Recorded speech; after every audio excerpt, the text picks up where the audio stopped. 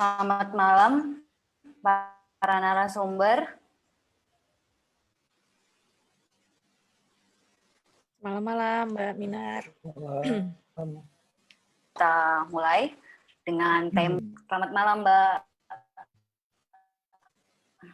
Malam, Mbak. Ya, acara pada malam hari ini dengan tema rejim ambang batas parlemen untuk kepentingan siapa. Nah, ini yang akan kita bahas pada malam hari ini. Semoga pembahasan kita memberikan satu pandangan untuk bagaimana mengkaji seberapa pentingkah rejim ambang batas ini diberlakukan di Indonesia. Ya, mungkin sebelum saya memulai, saya mau memberikan sedikit pengantar pada malam hari ini.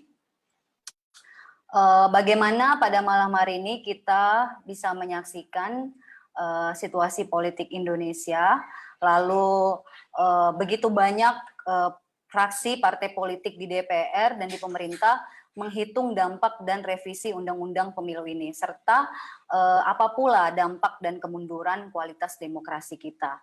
Nah, kalau kita melihat dan berkaca dari pengalaman pemilu sebelumnya dan pilkada sebelumnya. Lalu, apakah kenaikan ambang batas parlemen atau batasi partai politik atau kira-kira itu yang menjadi pengantar saya pada malam hari ini. Dan untuk memulai acara diskusi kita pada malam hari ini, sebelumnya saya mau menyapa dulu para narasumber kita yang telah hadir. Ada Bung Rudi Hartono sebagai Pemret Berdikari Online. Selamat malam, Bung Rudi. Malam. Lalu yang narasumber kita yang pertama itu ada Bang Beni Ramdhani. Beliau adalah Ketua Umum Bidang OKK DPP Partai Hanura. Beliau belum bisa bergabung karena masih ada rapat, mungkin nanti akan bergabung dengan kita.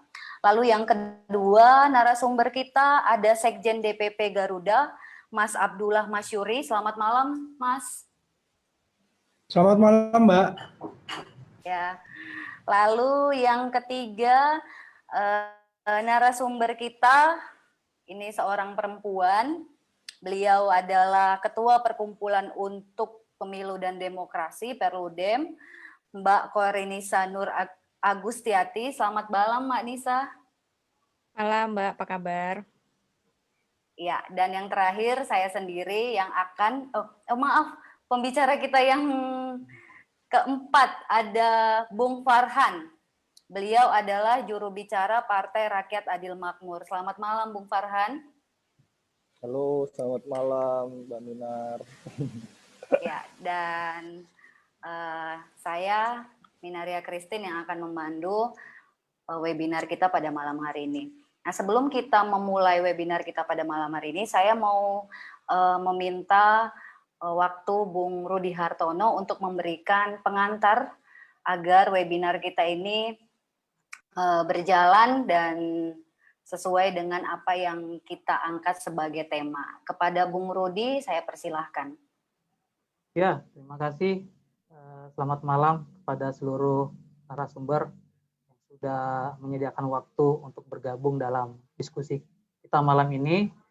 Juga kepada teman-teman pembaca Berdikari yang sedang menonton acara kita malam ini lewat live streaming di Facebook. Malam ini kita akan diskusi soal isu ambang batas. Kenapa ini penting? Karena kalau kita mengingat sejarah, pernah dalam rentang sekitar 3 dekade, yaitu di bawah rezim Orde Baru, kita diperhadapkan dengan sebuah pilihan politik yang sangat terbatas. Jadi mungkin kita semua masih ingat saat itu dari pemilu ke pemilu, kita hanya dipaksa untuk memilih 3 partai dan tidak ada pilihan lain. Dan kita juga menyadari bahwa dari 3 pilihan itu sebetulnya hampir tidak ada satupun partai yang berdiri mewakili kepentingan kita. Tapi itu terus terjadi selama 3 dekade dari pemilu ke pemilu sampai akhirnya terjadi reformasi 98. Salah satu aspirasi dari reformasi adalah bagaimana kemudian kita membangun kehidupan politik yang lebih demokratis, salah satunya dengan membangun sistem multipartai.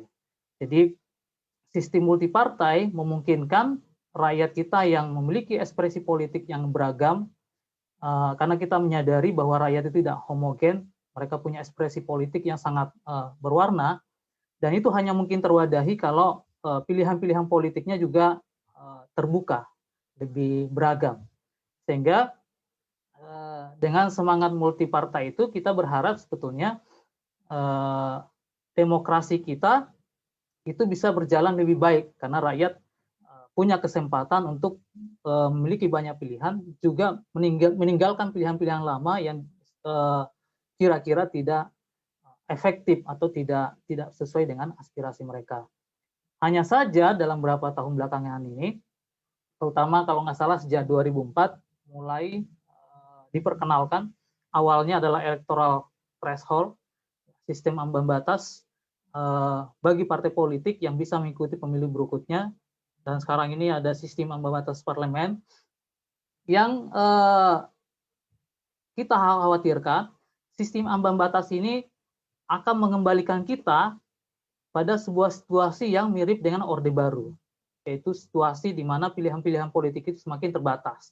Jadi mungkin ide yang mendasari penyederhanaan partai ini bisa dianggap positif, yaitu bagaimana menciptakan pemerintahan yang stabil, memperkuat presidensialisme, tapi juga kita khawatir, pantas untuk khawatir, situasi ini bisa mengembalikan kita pada situasi yang sama seperti di Orde Baru, di mana pilihan-pilihan politik kita sangat terbatas, juga diperhadapkan dengan pilihan-pilihan yang sebetulnya dari partai-partai yang ada itu, dari pemilu ke pemilu, sudah terbukti tidak mampu mewakili aspirasi beragam sektor masyarakat di Indonesia. Kita bisa lihat misalnya berbagai aksi demonstrasi, protes di media sosial, ataupun protes di dalam berbagai ekspresi yang lain, itu menunjukkan bahwa ada banyak orang sebetulnya yang tidak terwakilkan dalam proses demokrasi. Ada banyak orang yang sebetulnya tidak terwakilkan dalam proses, tidak terwakili oleh partai-partai yang ada.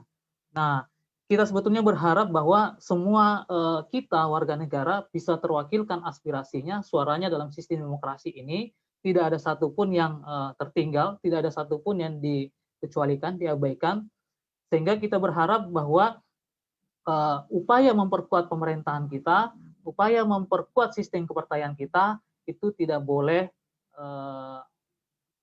membunuh pilihan-pilihan politik rakyat, membunuh keragaman politik rakyat, termasuk sebetulnya hak yang paling dasar yang dijamin oleh konstitusi bahwa setiap warga negara itu memiliki hak yang melekat untuk berpolitik, termasuk mendirikan partai politik.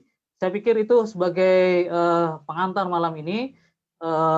Saya pikir 4 orang narasumber kita yang kita sengaja undang untuk menjadi pembahas kita malam ini adalah orang-orang yang sangat kompeten, yang sangat tepat untuk menjawab apa sebetulnya motif utama atau tujuan utama dari sistem ambang batas ini. Terima kasih kawan moderator, kawan Minar. Selamat malam. Assalamualaikum warahmatullahi wabarakatuh. Ya, terima kasih Bung Rudi Hartono untuk pengantarnya. Yang kalau saya tangkap apa yang disampaikan Bung Rudi Hartono bahwa ada satu kekhawatiran ketika aturan revisi Undang-Undang Pemilu ini diberlakukan, maka ada keterbatasan pilihan politik ya, semakin terbatas, dan ini akan mengembalikan kita pada situasi di zaman Orde Baru. Nah, ini yang menjadi kekhawatiran kita apabila undang-undang ini diberlakukan. Nah, untuk selanjutnya saya mungkin akan ke Mbak Nisa sebagai pembicara kita yang pertama. Mbak Nisa, saya mau bertanya soal Perludem ini. bagaimana gambaran yang lebih lengkap untuk disampaikan ke publik tentang konsekuensi kenaikan ambang batas parlemen sebagai yang terkandung di dalam rancangan undang-undang pemilihan umum. Jika bisa, Mbak Nisa bisa memberikan satu pandangan yang cukup komprehensif yang bisa menjadi edukasi ke publik kita, dan ini menjadi untuk dimengerti sebenarnya bagaimana sih aturan ini diberlakukan dan apa dampaknya serta resiko-resiko serta kepentingan siapakah undang-undang ini diberlakukan. Kepada Mbak Nisa saya persilahkan. Baik, terima kasih banyak Mbak Minar, Mas Rudi, Pak Beni belum hadir ya, ada juga Mas Abdullah dan juga Mas Farhan dan juga yang mengikuti diskusi ini via Facebook. Saya kalau boleh izin share screen ya, supaya saya lebih terstruktur. Nah, sudah kelihatan ya? Oke. Nah, sebelum masuk ke persoalan ambang batas ya, ambang batas parlemen ya, diskusi kita malam hari ini, tadi Mas Rudi sudah menyampaikan gitu ya bahwa sejak ya kita punya pengalaman di Orde Baru yang sulit ya untuk bisa menjadi peserta pemilu gitu ya, segala sesuatunya dibatasi, lalu kemudian masuk ke dalam era reformasi begitu ya, masuk era reformasi memang di era reformasi ini euforia mendirikan partai, euforia orang berdemokrasi, berpolitik itu tinggi. Nah, semakin ke sini ya, seiring berjalannya waktu, memang kalau kita bicara soal partai politik peserta pemilu, ketika 99 banyak sekali ya partai pemilu 99, 2004 gitu ya. Itu kan memang kita lihat jumlah partai politik itu di atas 30 ya, banyak sekali jumlah partai politik. Nah, kemudian semakin ke sini itu ternyata sebelum ke kontestasi pemilunya gitu ya, untuk bisa mendirikan partai politik di Indonesia itu ternyata sudah sulit gitu ya, syaratnya semakin diperketat, syaratnya semakin dipersulit. Jadi pertama kan partai politik harus mengurus status badan hukumnya ya, harus mengurus badan hukumnya di Kementerian Hukum dan HAM. Nah, untuk bisa mendapatkan status legal berbadan hukum di Kementerian Hukum dan HAM itu syaratnya sudah berat. Teman-teman partai politik di sini nanti mungkin bisa cerita ya bagaimana sulitnya. Jadi harus punya kantor di seluruh provinsi di wilayah Indonesia. Jadi harus punya kantor di 34 provinsi. Lalu harus punya kantor juga di 75% kabupaten kota yang ada di Indonesia ya. Nah, kemudian harus punya cabang lagi di 50% kecamatan yang di kabupaten kota tadi itu. Jadi untuk bisa mendapatkan status badan hukum saja berat ya.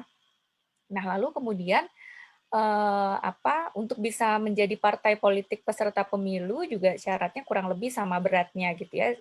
Syaratnya kurang lebih sama.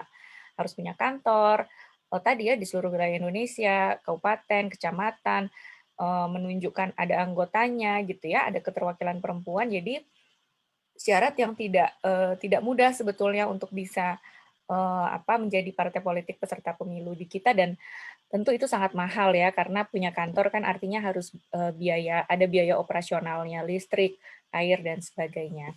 Nah, setelah bisa jadi partai politik peserta pemilu pun ternyata ada ininya lagi ya, ada banyak. Jadi kalau boleh meminjam istilah beberapa diskusi itu, jadi di kita tuh partai politik banyak sekali overcut-nya gitu ya. Jadi mau punya badan hukum ini syaratnya ketat gitu ya, mau jadi peserta pemilu ketat. Nah, lalu setelah berkontestasi pun dalam pemilu ternyata diterapkan ambang batas parlemen ini yang memang setiap kali pemilu angkanya selalu naik ya. Di pemilu 2019 yang lalu angkanya 4%. Di 2014 angkanya 3,5% ya, jadi naik 0,5%. Nah, sekarang ada wacana mau merevisi Undang-Undang Pemilu, walaupun sudah masuk prolegnas prioritas tahun 2021, tapi ternyata belum diketok ya, prolegnasnya belum diketok karena muncul wacana-wacana ya lebih baik tidak usah direvisi gitu ya, ada beberapa wacana ke sana.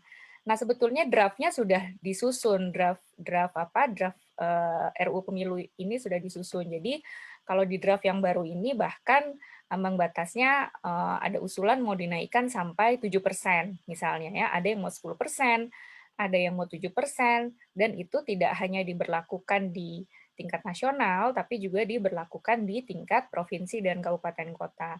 Ini yang sebelumnya tidak diberlakukan ya di pemilu 2019. Jadi ambang batas parlemen itu atau parliamentary threshold hanya ada di tingkat nasional. Nah, jadi itu sebetulnya kalau di perkembangannya sekarang ya, di draftnya ada usulan untuk dinaikkan. Nah, tadi pertanyaannya kemudian konsekuensinya apa ya dengan penerapan ambang batas ini? Nah, pihak-pihak yang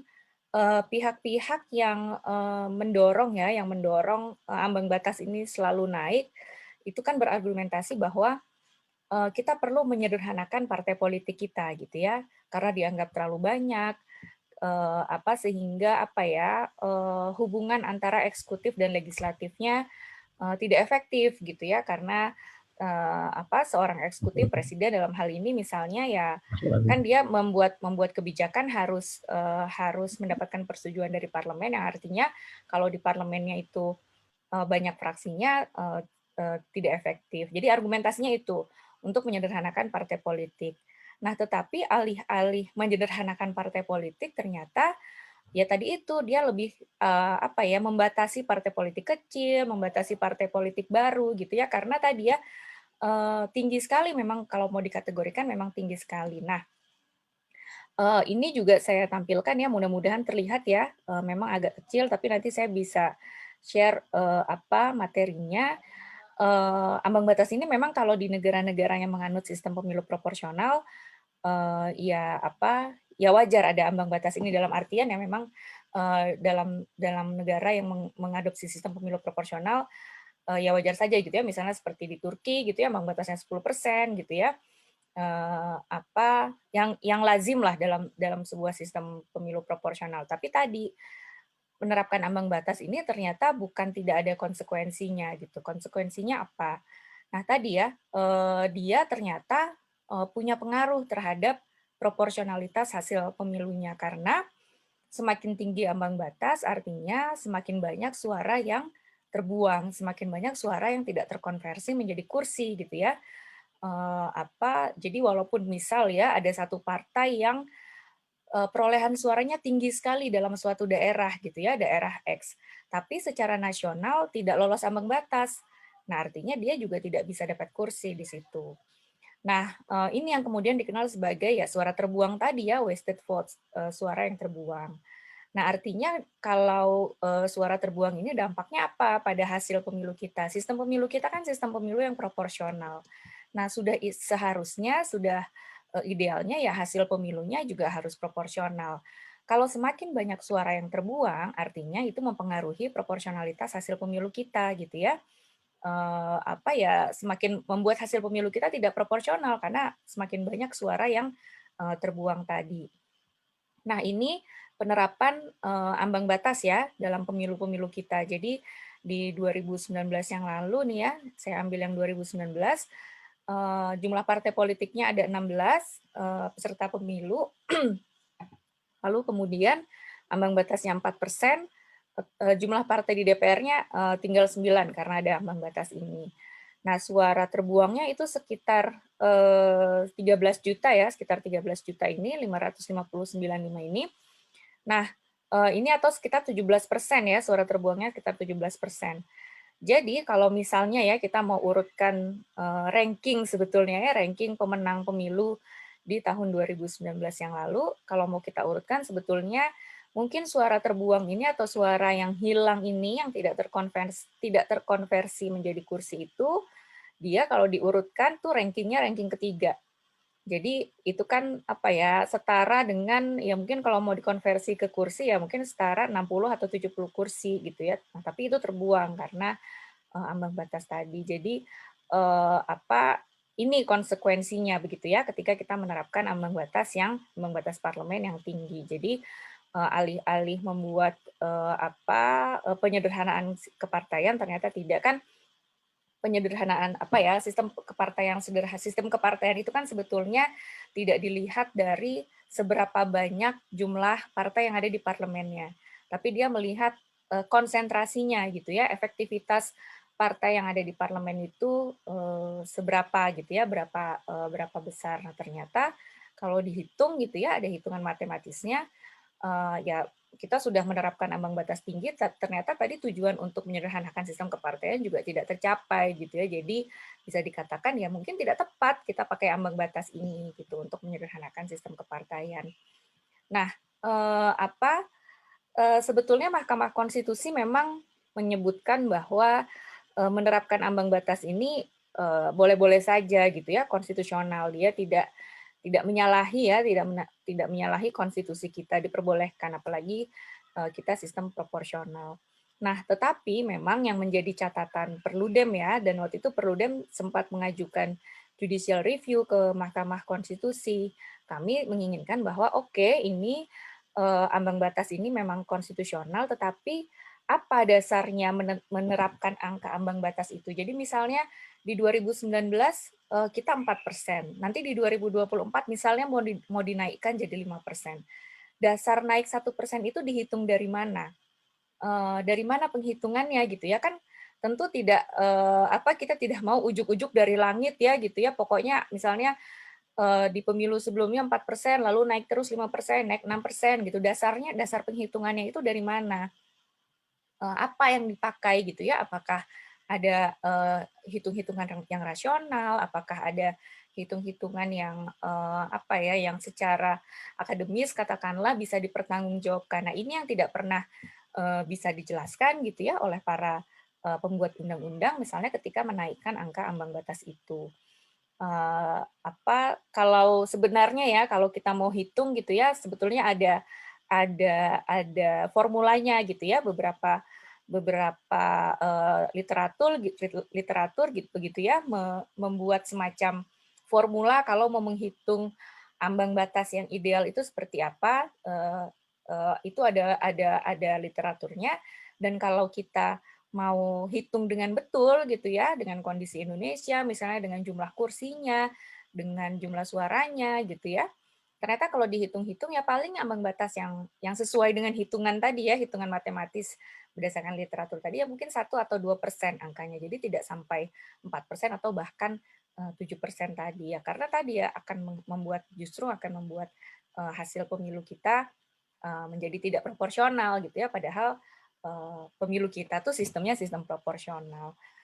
Jadi itu ya, nah memang kalau dalam pembahasan revisi Undang-Undang Pemilu, isu ambang batas ini selalu diperdebatkan gitu ya. Ada partai-partai yang katakanlah menengah besar gitu ya, partai-partai papan atas ya, yang suaranya cukup banyak gitu ya dari pemilu sebelumnya, ya mungkin mereka merasa pede ya, mau ambang batasnya tinggi, kami mampu gitu. Tapi sementara partai-partai yang menengah gitu ya, yang menengah kecil ya tentu tidak setuju kalau ambang batas ini tinggi, karena tadi ya potensi untuk bisa mendapatkan kursi di pemilu berikutnya tentu juga akan semakin kecil, apalagi kalau ambang batasnya semakin besar.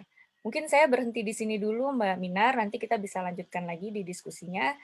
Terima kasih. Selamat malam.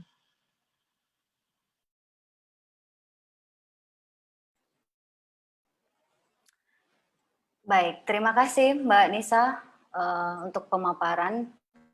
Ada kesimpulan yang saya tangkap tadi, apa yang Mbak Nisa sampaikan bahwa semakin tinggi ambang batas yang diberlakukan, maka semakin banyak pula suara yang terbuang gitu kan.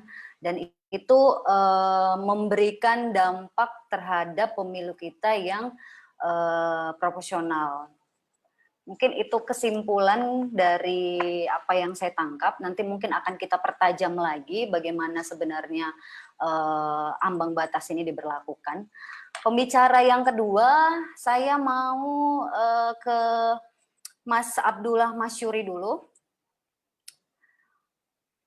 Mungkin Mas Abdullah bisa memberikan gambaran dan bagaimana sikap serta pandangan dari Partai Garuda memandang ambang batas ini. Kepada Mas Abdullah Masyuri, saya persilahkan. Baik, Mbak Minar, terima kasih Yang pertama, saya ucapkan terima kasih bagi semua yang hadir, narasumber, atau teman-teman yang ikut pada kesempatan pada malam hari ini. Mbak Minar, Bang Rudi tadi, Rudi Hartono, Mbak Nisa dari Prudem, Farhan, Mas Lukman Hakim, dan teman-teman sekalian. Assalamualaikum warahmatullahi wabarakatuh. Saya ingin menjelaskan sedikit tentang tadi yang diminta oleh Mbak Nisa, bahwa memang pembatasan itu sejak awal sudah dipersiapkan dengan cara mempersulit partai politik untuk ikut menjadi peserta pemilu. Prosesnya luar biasa panjang, melelahkan, dan berat pasti. Itu saya rasakan di verifikasi ketetapan PKPU untuk membuat partai itu sebagai peserta pemilu. Mulai dari verifikasi administrasi, harus mempersiapkan SK DPP 100% provinsi, 75% kabupaten, dan 50% kecamatan. Ini bukan hal yang mudah dari sisi itu saja, karena masing-masing kepengurusan harus ada keterwakilan 20%. Nah, ini kami siasati dengan cara kepengurusan yang tidak terlalu banyak. Tingkat pusat 11, tingkat provinsi 9, tingkat kabupaten 7, tingkat kecamatan 5. Bahkan 3 bisa kita siasati untuk tingkat kecamatan. Tidak lepas dari itu, tidak cukup itu, kita harus menyerahkan domisili kantor, benar tadi Mbak Nisa, harus ada domisili kantor, secara administrasi itu harus disiapkan, dikeluarkan oleh kecamatan, domisili masing-masing kantor di semua tingkatan. Berikutnya kita juga harus mengumpulkan anggota yang jumlahnya tidak sedikit. Anggota itu harus berupa KTP dan KTA, yang itu diupload di sistem Sipol KPU.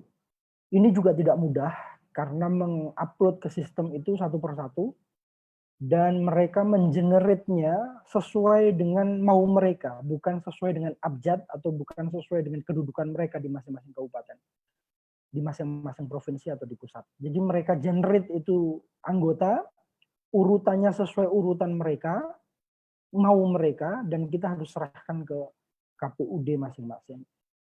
Ini memang tidak mudah, dan ini yang membuat banyak partai politik berguguran. Ini belum masuk verifikasi faktual yang harus mengumpulkan, harus diverifikasi, dicocokkan KTP yang dikumpulkan ke KPU dengan orang-orang yang memang menjadi anggota kita di masing-masing daerah. Satu kabupaten bisa 50, bisa 60, bahkan 100 orang kita kumpulkan atau kita verifikasi bersama dengan KPUD masing-masing daerah. Ini bukan hal yang mudah karena syarat itu 100% provinsi, 75% kabupaten, 50% kecamatan. Nah, ini soal syarat menjadi peserta pemilu. Kita masuk kepada tema, yaitu parliamentary threshold ya. Sejak Oktober 2020, isu RUU ini berkembang. Itu yang membuat kami, partai-partai non-parlemen, sekitar 7 partai, termasuk Hanura, PSI, Perindo, PBB, PKPI, Garuda, membangun koalisi, membangun konsolidasi, memperkuat komunikasi, sekjen-sekjen partai, mungkin setiap 2 minggu sekali bertemu, mencari bagaimana cara melawan ini. Kita sepakat bahwa kita menolak cara-cara yang menurut kami tidak masuk akal ya, cara-cara yang dibuat untuk menyingkirkan partai-partai kecil gitu ya. Ini yang terus kita lakukan konsolidasi. Kurang lebih sekitar tanggal sekitar Oktober 2020 kami bertemu membahas itu bersama dengan sekjen-sekjen partai. Tapi sebelum itu kita coba ke belakang ya soal PT. Kami sempat diskusi dengan Prof. Yusril. Ini mungkin sebagian dari sejarah itu ya, tahun 98 Presiden B.J. Habibie sempat memerintahkan kepada Prof. Yusril untuk meminta merancang undang-undang yang di sana ambang batasnya 10%. Tapi Prof. Yusril menolak dan akhirnya disepakati 1%. Nah dari situ, dari tahun ke tahun terus berkembang, bertambah, ya, dan terus seperti sampai pada hari ini. Isunya luar biasa. Isunya ada yang 7%, nanti saya akan jelaskan petanya masing-masing partai politik di tahun 2020. PT ini yang minta 7% itu pertama Golkar, Nasdem, dan PKB ya. Mereka getol di media menyampaikan bahwa sudah waktunya 7%. Sedangkan PDIP, Gerindra, Demokrat itu 4,5% sampai 5%. Dan P3 PAN kurang lebih sekitar 4%. PKS, Demokrat waktu itu masih belum bersuara. Nah dari situ kami mencoba melakukan gerilya politik ya. Kami melakukan beberapa tahapan. Kami coba lakukan lobby-lobby politik ya ke teman-teman DPR, dan karena isu bahwa P3 tidak setuju dengan kenaikan parliamentary threshold, sehingga kami bertemu dengan sekjen P3 pada saat itu, Pak Asrul Sani ya waktu itu. Kami terus menggemborkan opini menolak PT, mencoba melibatkan para akademisi, termasuk Prudem juga salah satu akan jadi tempat curhat dan diskusi kita dalam rangka menyuarakan ini, termasuk membuka ruang nanti pada akhirnya jika itu dilaksanakan di MK. Nanti saya akan jelaskan perkembangan terkininya juga ya. Terus mendorong Presiden untuk mengambil langkah ya dan upaya melalui komunikasi dengan berbagai macam pihak, termasuk menyampaikan ini ke media-media sosial, meme atau quote-quote yang mendorong agar ini bisa menjadi perhatian publik. Nah, ada 3 usulan ya, yang berkembang 7%, 4% berjenjang, kembali seperti semula dan tidak perlu direvisi. Tambah satu lagi itu 5% ya, 4,5 sampai 5%. Nah yang cilaka adalah berjenjang, yang itu dituangkan pada RUU ini. Nanti saya akan bacakan RUU-nya yang membuat kita sakit kepala, termasuk sakit hati. Melihat fakta ini. Jadi disampaikan sama Mbak Nisa bahwa 7% non-parlemen itu jumlahnya tidak sedikit, 13,5 juta, ya 13.500.000 lebih suara yang hilang, itu hak konstitusional rakyat yang dikebiri begitu saja. Kurang lebih sekitar 8 atau 10 ya. Tadi disebut berapa saya lupa, hitungan saya sekitar 10% lebih suara rakyat yang hilang, tidak terkonversi ke kursi. Maka dari itu kami 7 parpol mencoba mendorong agar dimunculkan kembali fraksi gabungan. Fraksi gabungan ini diharapkan siapapun yang sudah menyuarakan rakyat tidak terbuang, tidak hangus sia-sia gitu. Nah itu yang menjadi concern kita pada saat itu.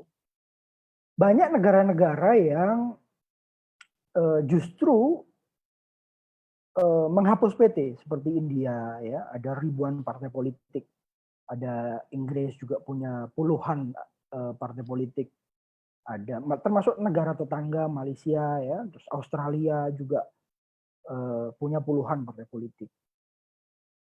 Bagi kami harusnya fair saja, kita bertarung secara jantan, siapa yang mendapat kepercayaan publik, siapa yang mendapat kepercayaan rakyat, ya silakan mengikuti pertarungan itu. Nah, perkembangan konsolidasi yang berkembang, kami mendorong agar partai-partai politik dulu yang di parlemen, yang suaranya sedikit tidak setuju dengan usulan dari teman-teman Nasdem dan Golkar, kami coba lakukan pendekatan. Di sana sudah mulai ikut bergabung PAN, ya, selain P3 ada PAN, Demokrat juga sudah mulai membangun komunikasi. Dan akhir-akhir ini memang saya bersyukur setelah Presiden menyampaikan bahwa tidak perlu ada revisi undang-undang, satu persatu partai sudah mulai mengeluarkan statement untuk akhirnya mendukung tidak perlu melanjutkan rancangan undang-undang ini. Mbak Minar, saya ingin membacakan ya beberapa pasal, 2 pasal saja, yaitu di pasal 238 dalam RUU ini, yang menyatakan, saya baca ya, partai politik peserta pemilu, anggota DPRD provinsi, harus memenuhi ambang batas perolehan suara paling sedikit 4% dari jumlah suara sah secara nasional pada pemilu anggota DPR. Sebelumnya untuk diikut sertakan dalam penentuan perolehan kursi anggota DPR provinsi. Coba bayangkan, tidak hanya di tingkat nasional, tetapi juga berjenjang di tingkat provinsi. Kalau partai itu nggak sampai 4%, maka kita nggak akan punya anggota DPR di provinsi. Itu kan semakin gila ya, semakin nggak masuk akal.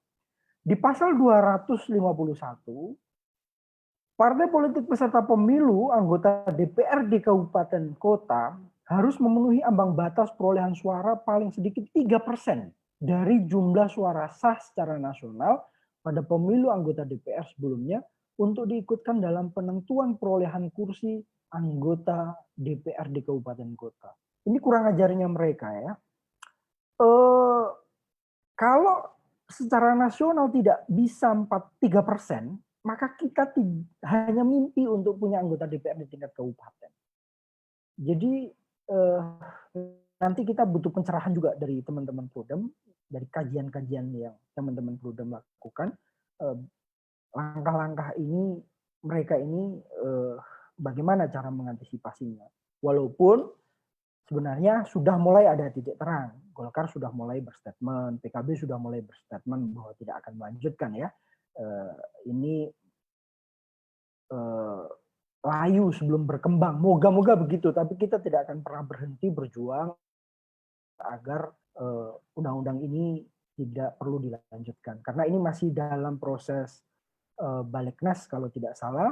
Setelah itu dikirim ke tahapannya, dikirim ke Presiden, masuk ke Prolegnas atau disepakati dulu di paripurna, baru dilanjutkan pembahasan. Semoga itu tidak terjadi. Kita semua berusaha, termasuk teman-teman sekalian, bisa ikut mengawasi, mengoreksi, dan mendorong agar RUU yang menyesatkan ini, oligarki kekuasaan ini, melanggengkan kekuasaan, itu terus bisa kita kawal agar itu tidak terjadi. Saya pikir itu sementara, nanti kita akan bahas lebih dalam, kita akan bahas lebih lanjut, dan kita diskusikan lebih matang tentang isu-isu yang terjadi.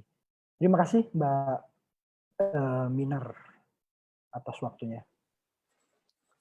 Terima kasih Mas Abdullah Masyuri. Tadi apa yang disampaikan Mas Abdullah Masyuri, saya bisa menangkap beberapa poin ya. Pandangan dari Partai Garuda bahwa ada satu kesimpulan, ambang batas ini dianggap dan dipersiapkan untuk mempersulit partai pemilu untuk masuk pemilu ya. Terus yang kedua, sudah juga melakukan beberapa lobi politik dalam rangka memandang PT ini agar terus tidak direvisi dan tidak diberlakukan, serta mendorong juga Presiden untuk menolak revisi Undang-Undang Pemilu ini. Nah,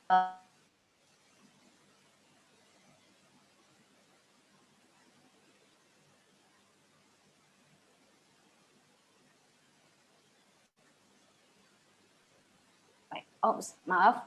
Untuk narasumber selanjutnya, sebelumnya saya mau mengkonfirmasi bahwa Bang Beni belum bisa bergabung sama kita. Mudah-mudahan beliau bisa bergabung di acara kita pada malam hari ini. Dan sebelumnya saya juga mau menyapa para pembaca Berdikari Online yang sedang menyaksikan live di Berdikari Online, di fanpage Berdikari Online. Nah, teman-teman yang mau menyaksikan, jika ada saran ataupun pertanyaan, tanggapan, pernyataan, bisa menulis di kolom Berdikari Online.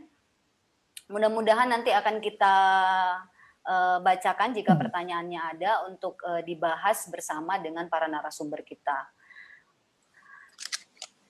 Untuk selanjutnya mungkin kita masuk ke narasumber yang ketiga, itu ada Bung Farhan dari Partai Rakyat Adil Makmur sebagai juru bicara. Mungkin Bung Farhan bisa memberi pandangan ataupun menjelaskan nih, Prima sebagai partai baru itu kan pasti akan ada banyak kekhawatiran sebagai partai baru jika PT ini diberlakukan, dan bagaimana sikap serta pandangan Prima mengenai parliamentary threshold ini jika diberlakukan. Kepada Bung Farhan, saya persilahkan. Baik, terima kasih moderator Mbak Minar atas kesempatannya.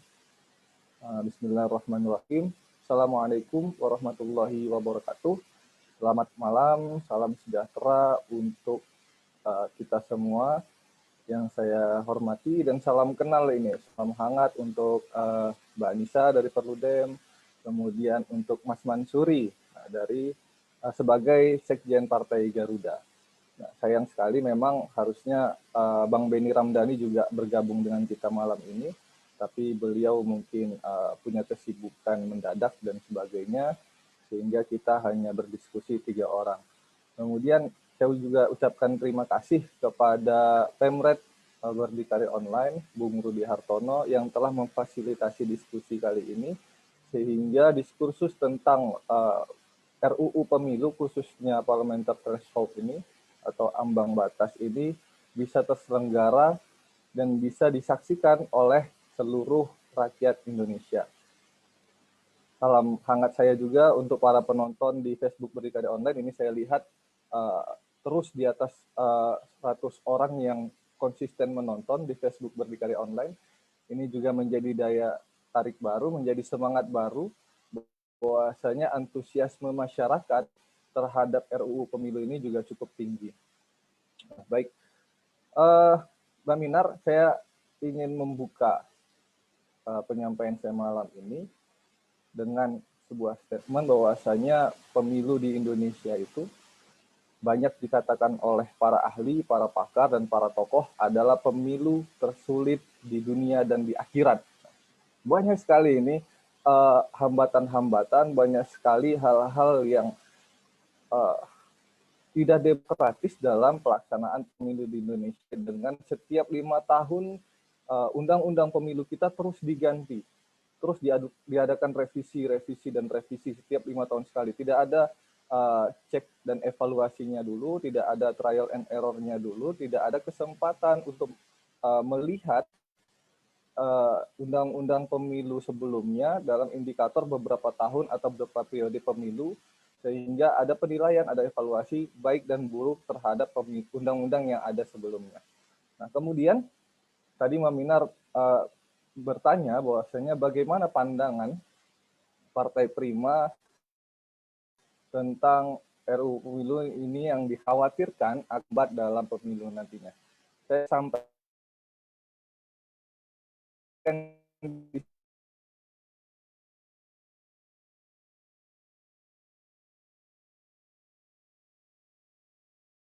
sini bahwasanya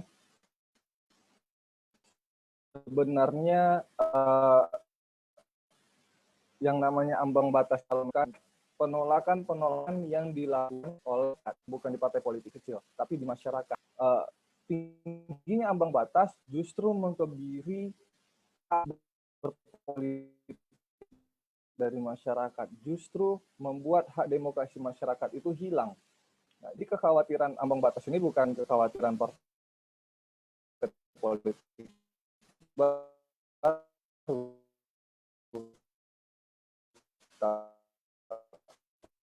adalah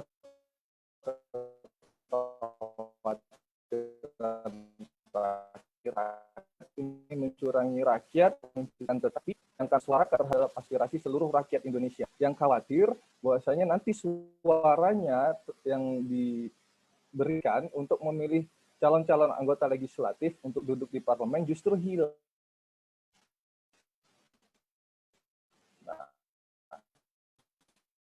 Nanti saya akan jelaskan di dalam slide pembahas. Wasted vote itu sangat berpengaruh terhadap aspirasi masyarakat. Saya izin untuk share screen-nya.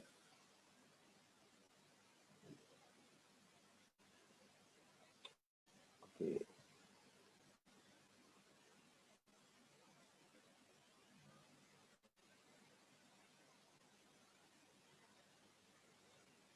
Baik. Nah, saya awali dengan landasan filosofis ini. Udah kelihatan ya? Kelihatan ya? Bentar. Tidak kelihatan kayaknya. Tidak terbuka.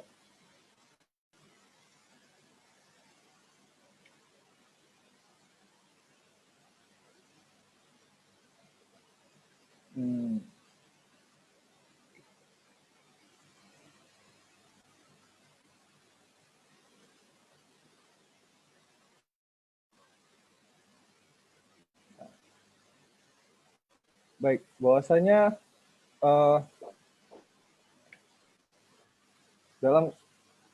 sebagai landasan filosofisnya, partai politik mesti berlomba-lomba adu konsep tentang masyarakat Indonesia yang ideal, yang Pancasilais, dan bagaimana cara mewujudkannya.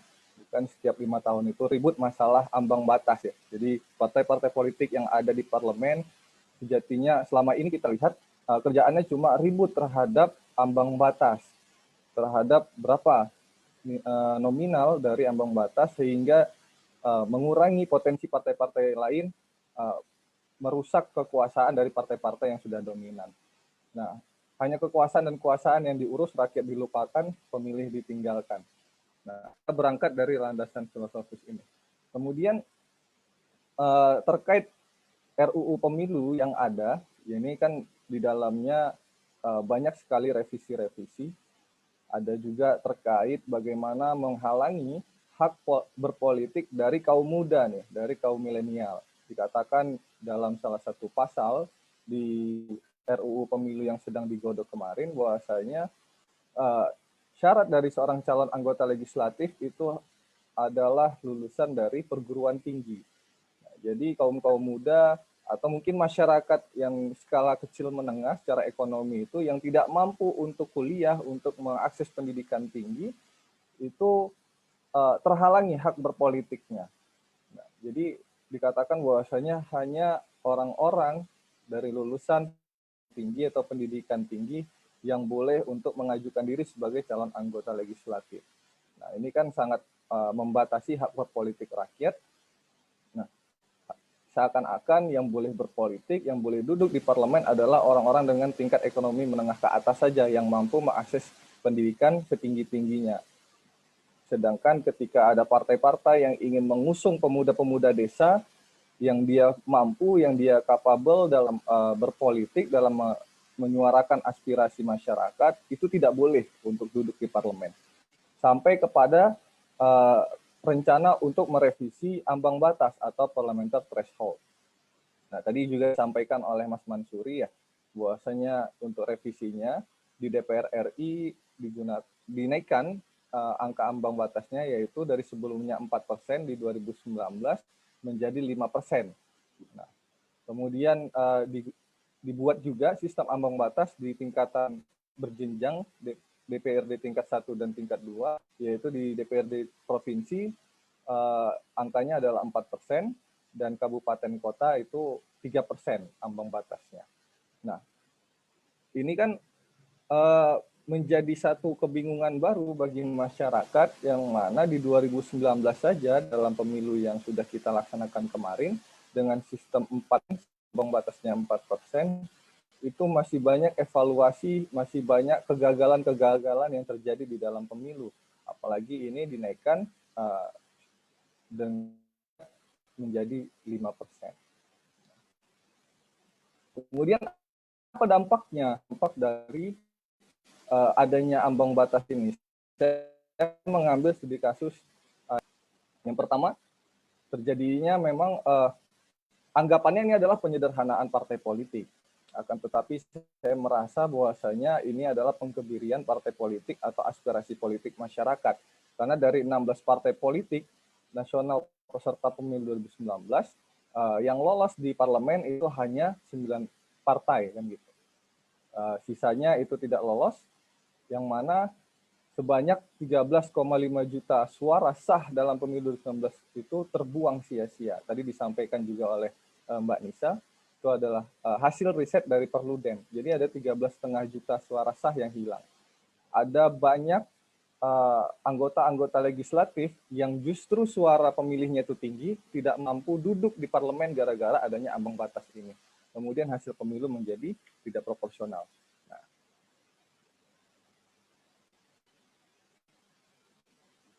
jadi ini adalah satu fakta yang menarik dalam proses pemilu 2019 karena adanya ambang batas 4%.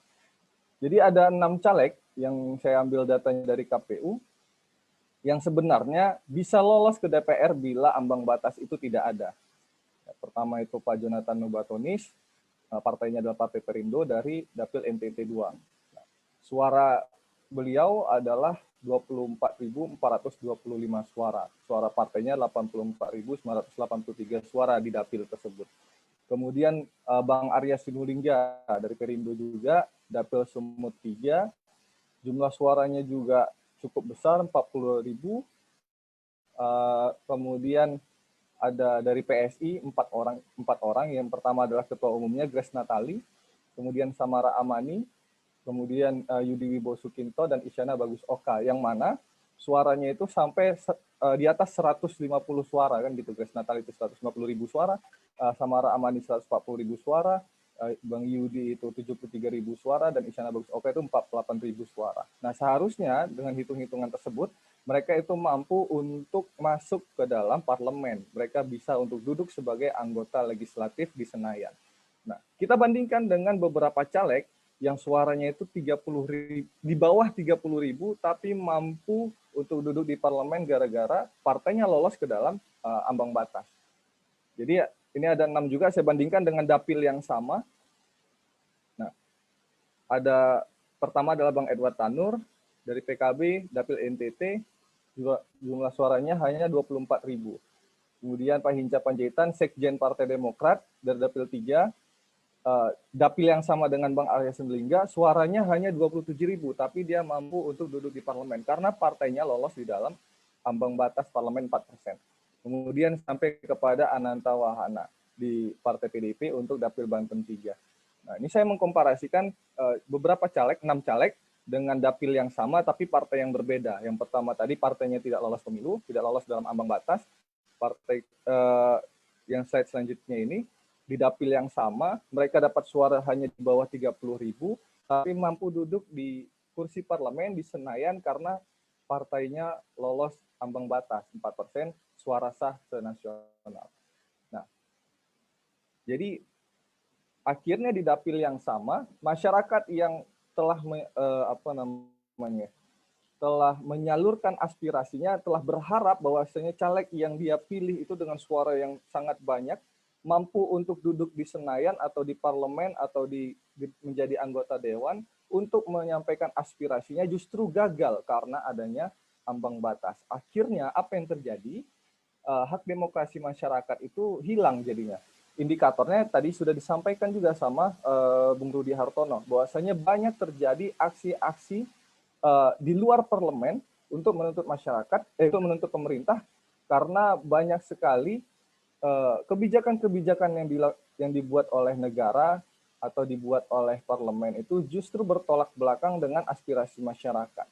Nah, saya sendiri juga menjadi salah satu bagian bagaimana sebelumnya sejak 2019 dengan isu RKUHP, kemudian 2020 dengan isu rancangan undang-undang Omnibus Law Cipta Kerja, karena terjadi kebuntuan aspirasi, kebuntuan kami menyampaikan atau mewakilkan aspirasi masyarakat ke partai-partai politik yang ada di parlemen, sehingga menjadikan masyarakat itu turun sendiri ke jalan untuk menolak rancangan beberapa undang-undang yang justru mencederai masyarakat. Nah, seharusnya ini tidak terjadi ketika partai politik mampu mengakomodir partai politik yang ada di parlemen yang menjadi fraksi di gedung DPR RI itu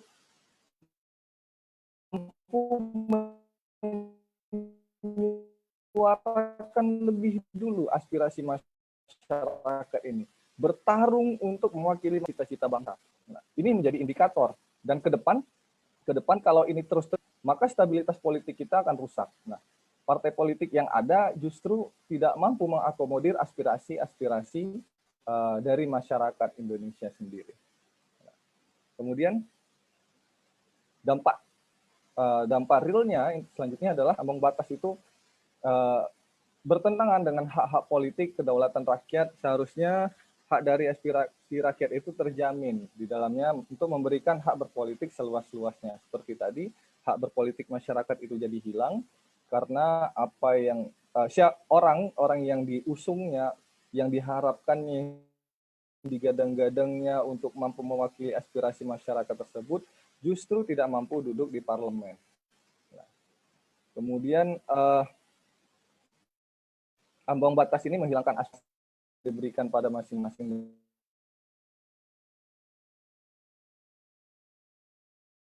daerah.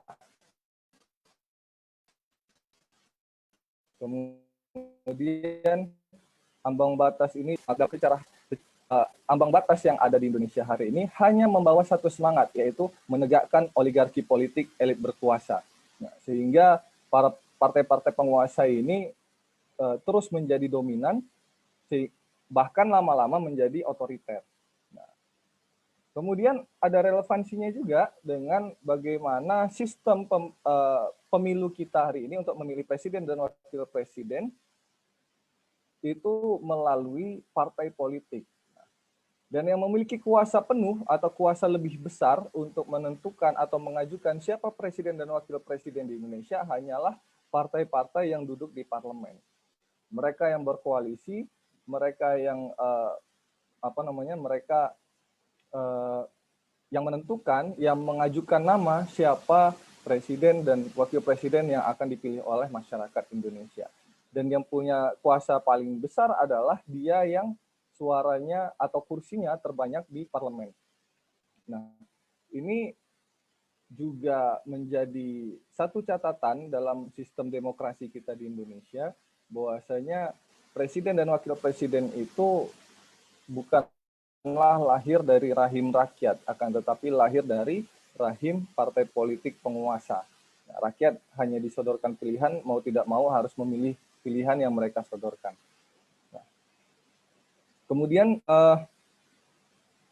Mbak Minar dan kawan-kawan penonton di Facebook Berdikari Online, ambang batas ini kan membuat banyak suara dari masyarakat itu yang terbuang gitu aja, yang hilang sia-sia. Nah, besaran suara yang hangus ditambah angka golput membuat pemilu kurang tidak diakui oleh masyarakat. Jadi kekuatan politiknya itu hilang. Karena masyarakat mayoritas merasa dia tidak memilih legislatif itu. Sehingga muncul dalam aksi-aksi kemarin ya, tagar atau satu tagline bahwasanya tertulis di situ yang menjadi suara dari masyarakat masyarakat dalam aksi-aksi demonstrasi yang terjadi di 2019 sampai 2020 adalah mosi tidak percaya. Nah, masyarakat ini tidak lagi percaya dengan parlemen yang seharusnya menjadi perwakilan masyarakat di pemerintahan. Muncul mosi tidak percaya ini juga harus cederai demokrasi rakyat. Nah, tingkat partisipasi rakyat juga akan terus merosot kalau begini terus. Semakin ambang batasnya, maka masyarakat juga akan semakin malas untuk memilih. Kemudian hari ini aksi politik itu transaksi politik ala pasar. Jadi ini riuh terjadi di parlemen. Transaksi jual beli undang-undang itu marak terjadi. Bahkan kita menganggap atau kita merasa bahwasanya banyak undang-undang yang dibuat oleh parlemen hari ini adalah undang-undang titipan. Titipan siapa? Titipan oligarki kan? Mereka yang menitipkan itu kepada partai-partai politik yang ada, khususnya kepada anggota-anggota legislatif yang ada, untuk mengakomodir kepentingannya. Sedangkan banyak sekali undang-undang yang dikehendaki rakyat untuk disahkan justru tidak dibahas dalam, tidak masuk dalam prolegnas. Misal seperti RUU PKS, penghapusan kekerasan seksual. Ini kan dikehendaki oleh masyarakat. Justru itu tidak masuk dalam prolegnas, tidak dibahas oleh anggota parlemen. Nah, banyak sekali hal-hal seperti itu, transaksi jual beli undang-undang yang terjadi. Kemudian gonta-ganti undang-undang pemilu, itu juga menjadi salah satu bukti bahwasanya sistem politik kita itu diotak-atik sesuai kepentingan partai besar yang ada di parlemen. Nah, partai-partai besar ini khawatir bahwasanya kekuatannya di parlemen itu akan tergerus oleh partai-partai lain. Semakin banyak partai yang masuk di parlemen, maka semakin banyak saingan, maka semakin sulit mereka untuk menyetir segala kebijakan yang ada di Indonesia. Nah, kemudian karena presiden juga tadi diusung oleh partai politik, maka tidak ada check and balance antara eksekutif dan legislatif. Nah, kita kan sistem pemerintahnya presidensial nih. Ada pemisahan kekuasaan antara eksekutif, legislatif, dan yudikatif. Nah, akan tetapi justru presiden tidak mampu berbuat apa-apa. Justru banyak intervensi-intervensi yang terjadi antara partai politik dan juga presiden. Nah, ini menjadikan banyak sekali kebijakan-kebijakan negara itu yang dilupakan asas kerakyatannya. Karena tadi juga disampaikan oleh pembicara sebelumnya, oleh Bung Rudi Hartono tadi, semangat reformasi 98 ini memang semangat multipartai, karena sebelumnya di era Orde Baru dari tahun 1977 sampai tahun 1997 itu hanya dibolehkan 3 partai sebagai peserta pemilu, yaitu P3, PDI, dan Golkar. Padahal sebelumnya di tahun 55 ada 172 partai politik sebagai peserta pemilu. Kemudian tahun 71 itu ada 10 partai politik. Nah, dari 172 ke 10 ini kan sangat timpang. 10 partai politik di tahun 1971 itu dimulai dengan berdirinya rezim Orde Baru. Kemudian di 97 itu menjadi 3 parpol. Nah, kondisi hari ini dengan adanya ambang batas yang semakin dinaikkan, yang semakin tinggi, menjadi tanda bahwasanya kita masuk ke dalam era Orde Baru, kan gitu. Kembali ke era Orde Baru, atau kalau bahasa saya itu, bahasa kawan-kawan juga generasi milenial adalah era Orba 4.0. Nah, jadi Orba ini update new version dia. Jadi memperbarui dirinya, mengkebiri hak politik masyarakat menjadi rezim yang justru kedepannya menjadi rezim yang otoriter. Nah, apakah semangat kita hari ini, semangat parlemen hari ini untuk penyederhanaan politik secara paksa seperti ini melalui rancangan undang-undang untuk menaikkan ambang batas merupakan semangat untuk kembali ke Orde Baru. Nah, seharusnya reformasi kita justru membuka partisipasi rakyat yang seluas-luasnya. Nah, biarkan penyederhanaan parpol itu berproses secara alamiah. Jangan dipaksakan seperti ini kan melalui regulasi atau melalui kebijakan undang-undang. Hal itu lebih baik. Nah, lebih baik itu dilakukan dengan proses yang panjang, terus-menerus dan evolusioner dalam proses trial dan error. Nah, jadi biarkan itu berjalan secara alamiah dalam pemilu dibandingkan diputuskan secara politis dan berubah-berubah oleh diktator atau oleh legislator. Nah, biarkan rakyat yang menjadi hakim untuk menentukan partai mana yang cocok untuk duduk di parlemen. Biarkan rakyat itu yang membuat, yang menentukan, yang menjadi hakim. Artinya partisipasi politik rakyat ini harus dibuka seluas-luasnya. Kami pikir sebelumnya ketika muncul wacana untuk revisi Undang-Undang Pemilu ini, para anggota Dewan, para anggota di parlemen itu ingin merevisi Undang-Undang Pemilu dengan menghapuskan yang nama sistem ambang batas. Kami kira itu revisi undang-undangnya untuk menghapuskan sistem ambang batas. Nah, justru ternyata kebalikannya. Revisi Undang-Undang Pemilu yang terjadi ingin menguatkan eksistensi mereka di parlemen dan menghalangi hak politik yang lainnya. Nah, seharusnya sistem ambang batas ini 0% aja dihapuskan. Kalau Perludem mungkin sebagai statementnya ambang batas idealnya adalah 1 atau 2%. Tapi kami merasa bahwasanya tidak boleh ada yang namanya sistem ambang batas di Indonesia. Biarkan itu nanti berjalan secara alamiah, penyederhanaan politik itu berjalan dengan sendirinya, biarkan rakyat yang menjadi hakimnya. Nah itu.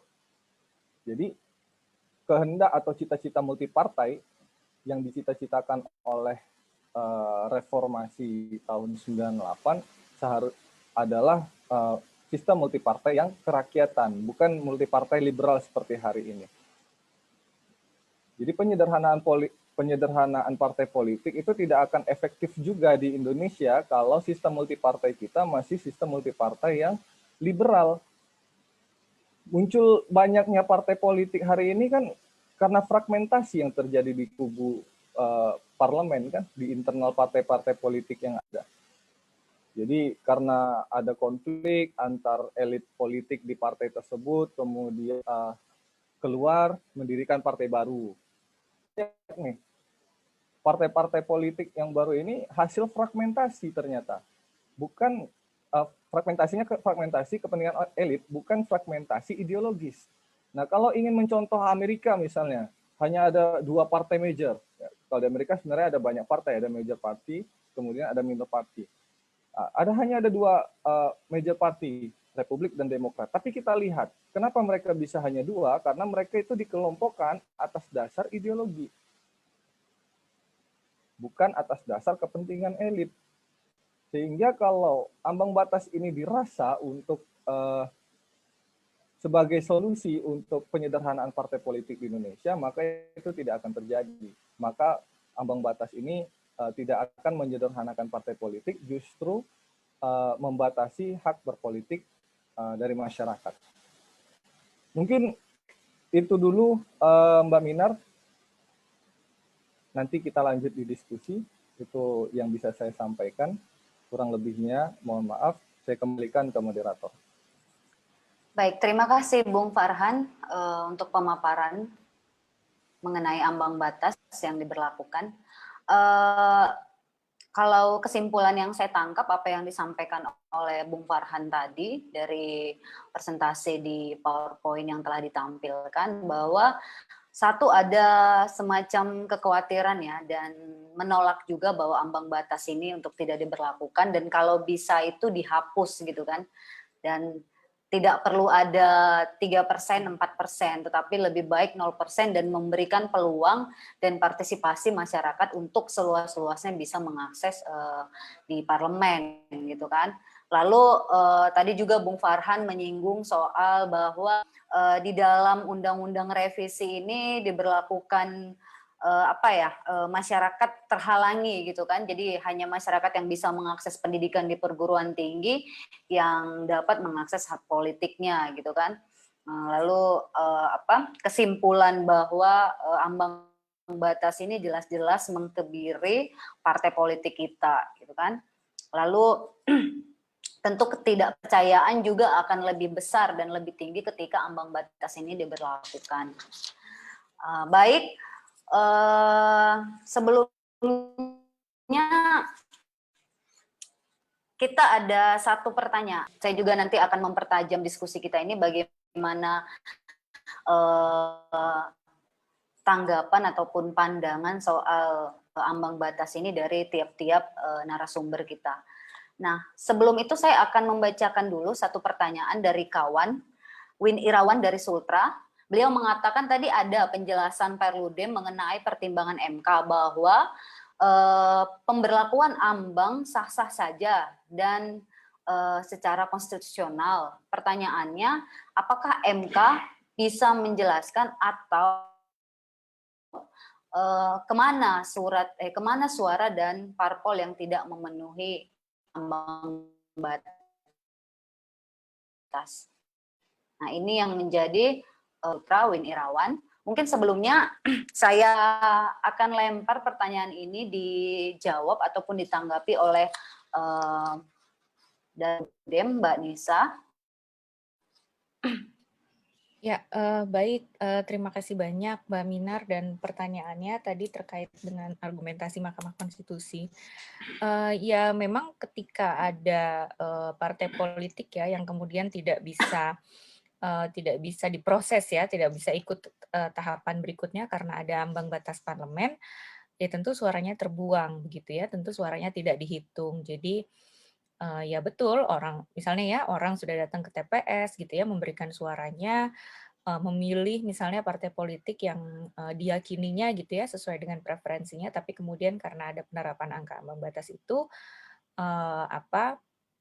kemudian partai itu tidak bisa ikut dihitung suaranya, akhirnya memang suaranya hilang, ya itu konsekuensinya. Jadi ya terkadang ya memang dalam putusan-putusannya MK memang satu sisi ada putusan Mahkamah Konstitusi yang MK itu bisa mengatur hal-hal yang detail atau teknis gitu ya, misalnya soal kemarin di pemilu 2019 misalnya jumlah PPK-nya kan di undang-undangnya awalnya 3, tapi karena bebannya banyak MK bisa sebutkan sekian jumlahnya gitu. Tapi di satu sisi memang ada hal-hal yang Mahkamah Konstitusi kemudian mengembalikan kepada pembuat kebijakannya, open legal policy istilahnya. Jadi ke DPR ataupun ke pemerintah.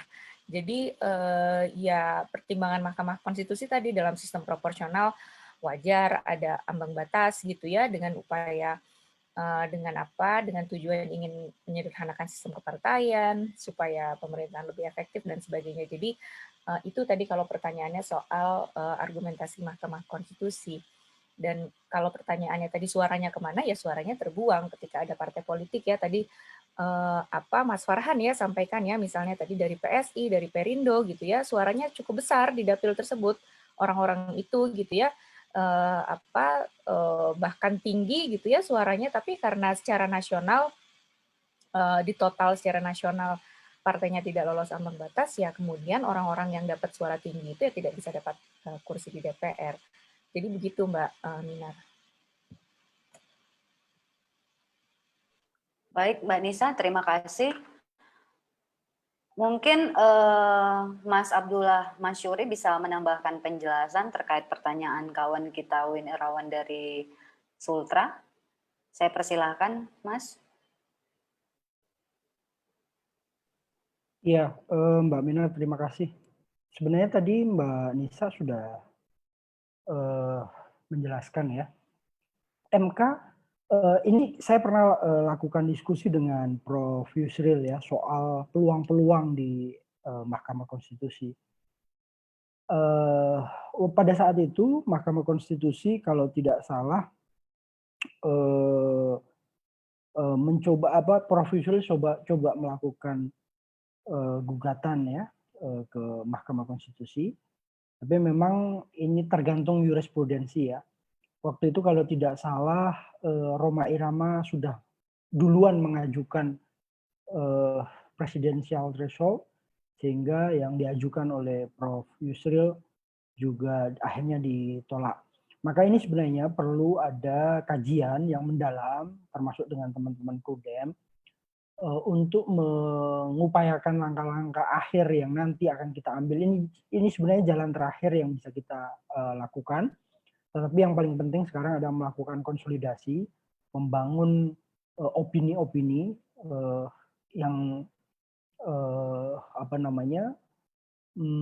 membuat mata semua yang ada di parlemen bisa berpikir lebih rasional. Kita dorong agar kelihatan mana yang waras dan mana yang nggak waras, karena rezim parlemen atau parliamentary threshold ini menurut saya cukup keblinger ya.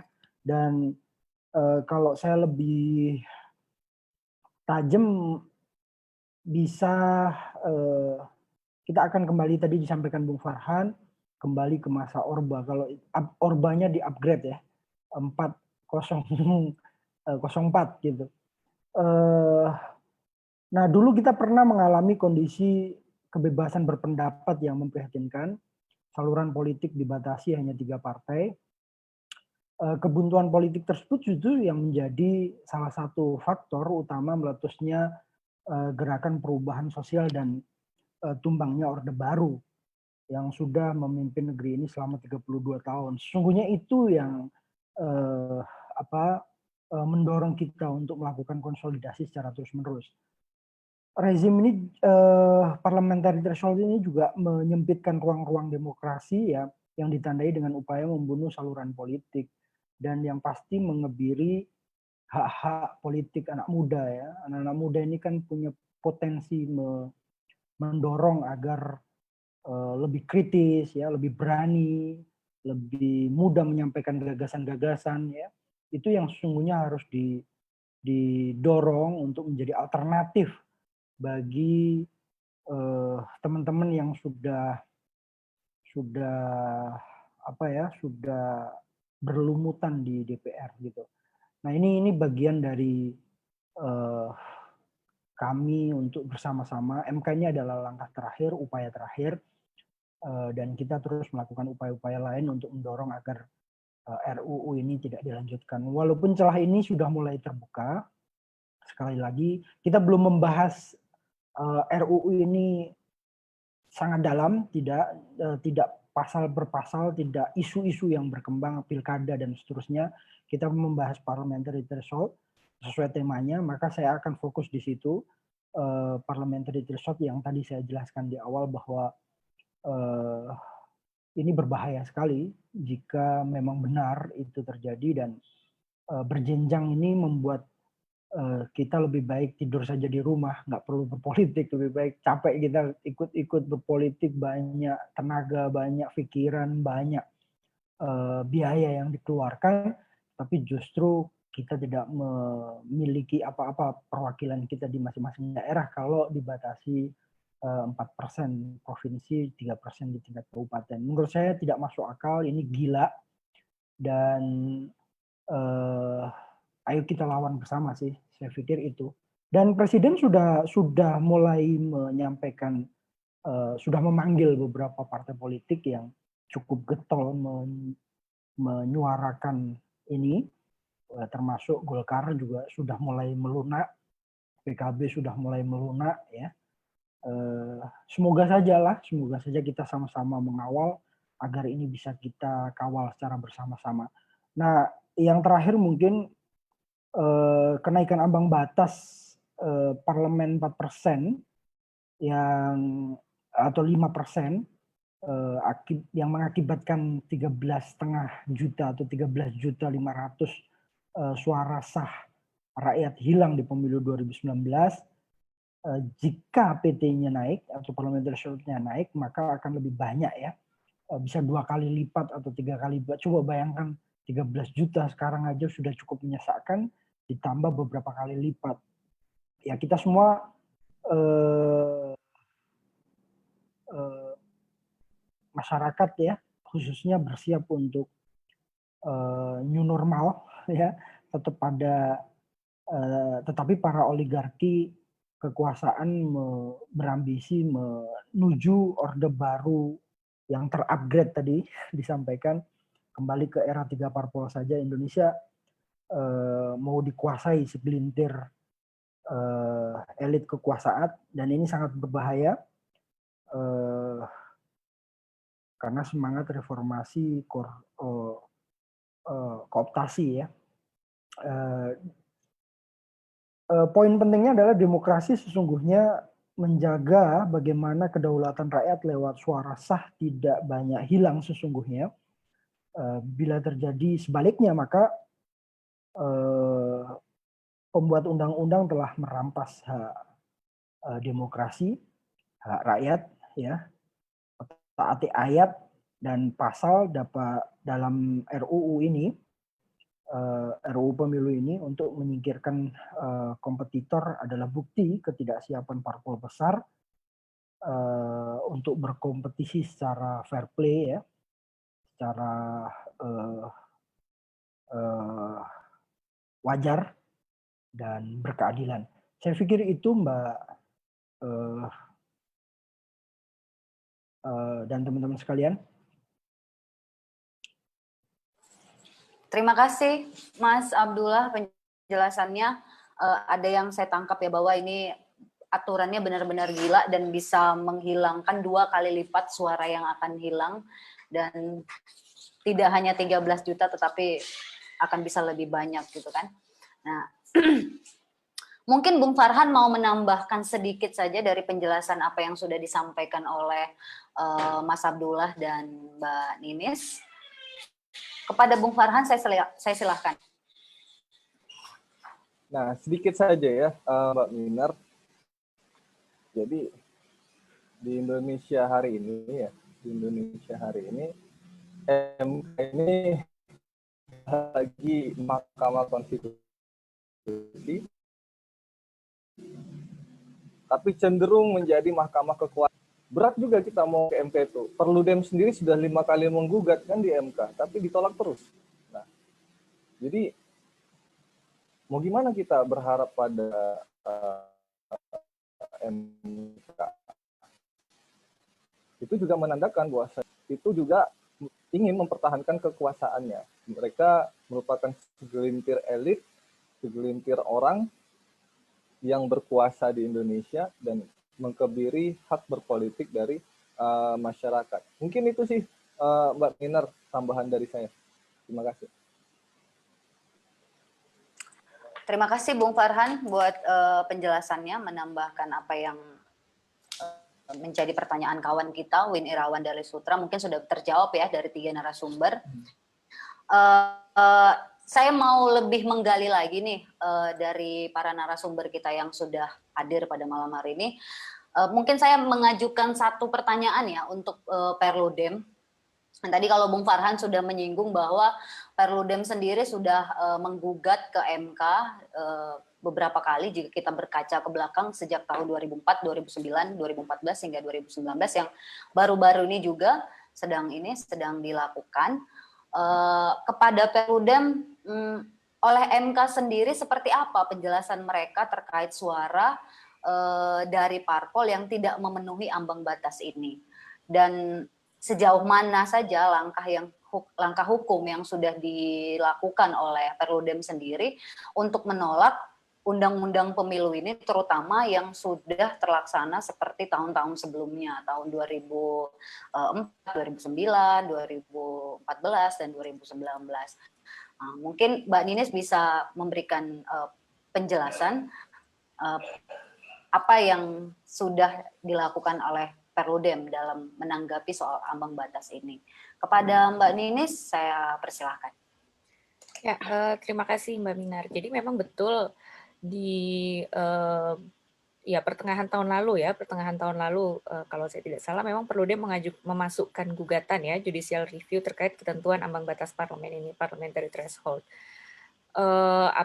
Tentu dalam gugatan kami ya, karena MK sudah menyatakan bahwa ambang batas itu konstitusional, diperbolehkan gitu ya.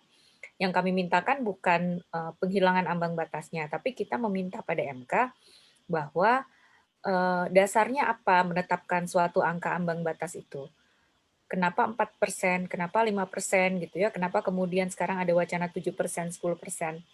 Menghitungnya dari mana? Nah, kami meminta kepada Mahkamah Konstitusi ketentuan dasar penghitungan itu harusnya masuk ke dalam undang-undang pemilu kita. Nah, namun memang kemudian gugatan kami ditolak. Nah, tetapi ditolaknya itu karena alasan legal standing ya, jadi alasan kedudukan hukum. Jadi alasannya adalah Perludem ini kan sebagai sebuah organisasi, sebagai sebuah yayasan, ya menurut MK seharusnya yang bisa mengajukan itu kalau misalnya yayasan diwakili oleh ketua yayasannya, lalu yang membuat kuasa yang ya soal-soal administrasi itulah ya. Jadi siapa yang bisa memberikan kuasa hukumnya gitu. Nah, jadi penolakannya seputar itu. Nah, Mahkamah Konstitusi sendiri tidak masuk pada pokok permohonan kami gitu ya. Jadi sama sekali tidak dibahas substansi dari permohonan kami terkait dengan ambang batas parlemen ini.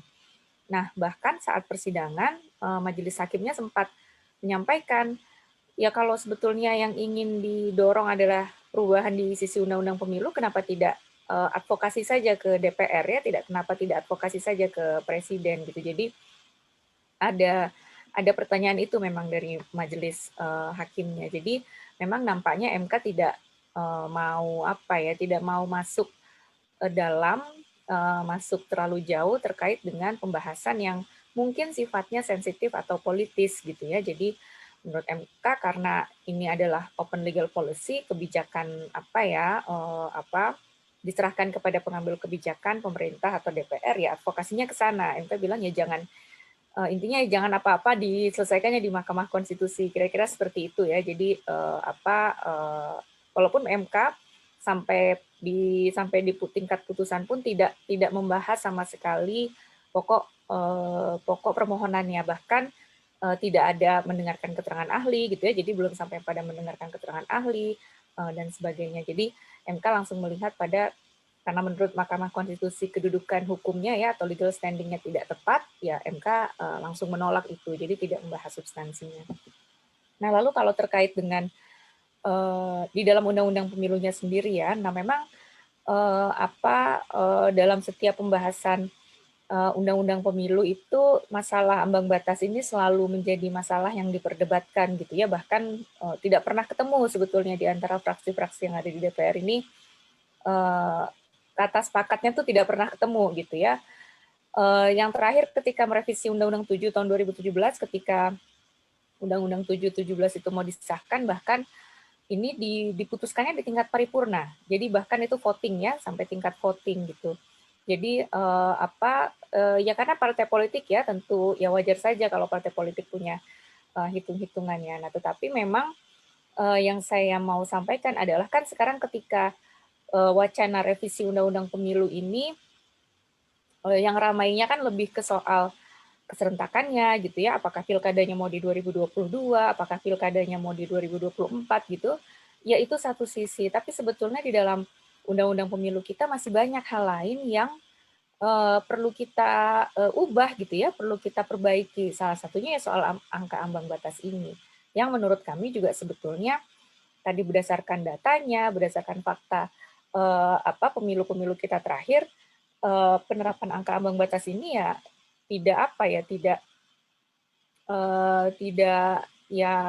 tadi ya misalnya tujuannya ingin menyederhanakan sistem kepartaian ya tidak juga, karena yang terjadi justru semakin banyak suara yang terbuang gitu ya. Jadi kalau statement-statement dari Perludem kan ya kami memang masih mendorong penting ada revisi Undang-Undang Pemilu ini ya supaya tadi ya ini semua diperbaiki gitu ya, ambang batas tidak perlu tinggi, kita dorong ambang batasnya kecil atau bahkan tidak ada gitu. Jadi ya supaya tadi ya masyarakat itu datang memberikan suaranya ya tidak sia-sia gitu ya, tidak kemudian suaranya tidak dihitung begitu. Apalagi tadi ya sudah disebutkan juga ada wacana ambang batas ini tidak hanya akan diterapkan di DPR, tapi juga di DPRD provinsi dan DPRD kabupaten kota. Padahal di kondisi sekarang ada partai yang mungkin tidak dapat kursi di DPR, tidak dapat kursi di nasional, tapi punya kursi di DPRD provinsi atau DPRD kabupaten kota. Kalau kemudian ada ambang batas di tingkat daerah ya, provinsi dan kabupaten kota, tentu semakin menutup tadi ya, semakin menutup kemungkinan-kemungkinan partai tadi ya, partai yang sudah dapat suara besar untuk bisa mendapatkan kursi, padahal masyarakat yang memilih partai tersebut jumlahnya cukup signifikan. Begitu Mbak Minar.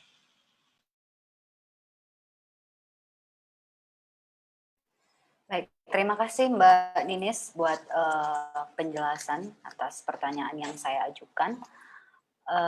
Tadi kalau saya tangkap ya bahwa ada alasan legal standing yang menjadi kendala Perludem sendiri dalam beberapa kali menggugat ke MK gitu kan, sehingga MK langsung tidak meneruskan lagi soal gugatan yang diajukan oleh Perludem sendiri. Ini memang menjadi satu kita juga ya satu kendala bahwa MK sendiri tidak melihat bagaimana pro dan kontra dari revisi undang-undang ini, terutama di parliamentary threshold-nya. Nah, sebelumnya saya mau mengkonfirmasi bahwa Bang Benny Ramdhani tidak bisa bergabung pada malam hari ini dengan kita.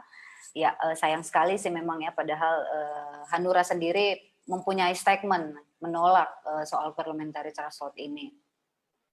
Kita masih live di Fanspage Berdikari Online dan masih disaksikan juga oleh pembaca setia Berdikari Online yang mencapai seratusan, dari Sorong hadir, dari Sultra hadir, dari Sumut hadir, dari Makassar hadir, dan dari mewakili dari berbagai daerah.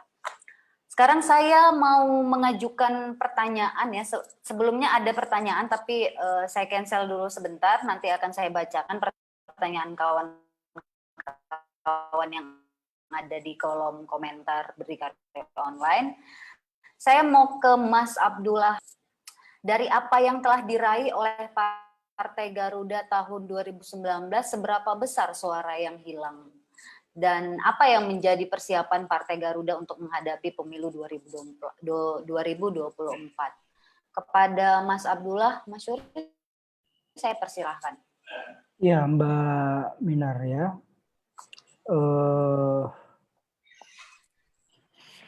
Saya harus akui bahwa Partai Garuda itu belum cukup memuaskan seperti yang kita harapkan hasil dari pemilu 2019.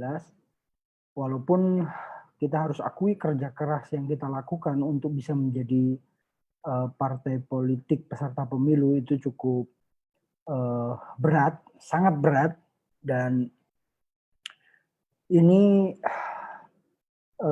tadi saya jelaskan di awal bahwa harus mengumpulkan orang, harus melewati tahapan-tahapan verifikasi. Untuk menjadi peserta pemilu saja, kita harus menghadapi ujian yang luar biasa berat. Ini belum masuk kepada kontestasi yang sesungguhnya berhadapan pada teman-teman yang sudah cukup lama bercokol di DPR dengan segala sumber daya yang mereka miliki. Tapi alhamdulillah kita memiliki kurang lebih sekitar hampir 100 DPRD kabupaten. Ada beberapa DPRD provinsi di beberapa wilayah timur, di Papua, di Maluku Utara, dan beberapa daerah lain. Kami menggunakan pola memunculkan orang-orang baru di daerah, tokoh-tokoh baru yang kami usung. Mereka memang belum pernah berpolitik, mereka mencoba membangun kekuatan mereka sendiri, mereka berdiri di kaki sendiri untuk berjuang merebut suara rakyat, merebut hati rakyat. Ini tidak mudah, ini sangat berat, dan apalagi kita harus berhadapan dengan rancangan undang-undang yang cukup berat ini. Makanya saya sampaikan tadi, lebih baik saya tidur bersama teman-teman Garuda dibanding kita harus ikut verifikasi lagi, kita harus ikut bersusah payah untuk menjadi peserta pemilu, tetapi harus dibatasi 4% untuk DPRD provinsi dan 3% untuk DPRD kabupaten. Ini saya bisa pastikan akan juga hangus karena sebaran DPRD kabupaten kita juga tidak besar ya. Satu kabupaten mungkin 1 terbanyak 3 di beberapa daerah. Nah, itu memang kesulitan-kesulitan yang kita hadapi kemarin ya. Tetapi saya jujur secara pribadi menyampaikan kepada teman-teman yang ingin mencoba membuat partai politik atau ikut dalam proses kontestasi 2024, kita berharap agar menggunakan metode-metode tidak harus dengan uang banyak, tapi dengan cara-cara yang yang mungkin bisa disiasati, seperti kantor ya, kantor kita pakai rumah dari teman-teman masing-masing daerah, nanti menggunakan perjanjian dengan keluarganya untuk disiapkan dipakai kantor, ruang tamunya dipakai kantor dan seterusnya.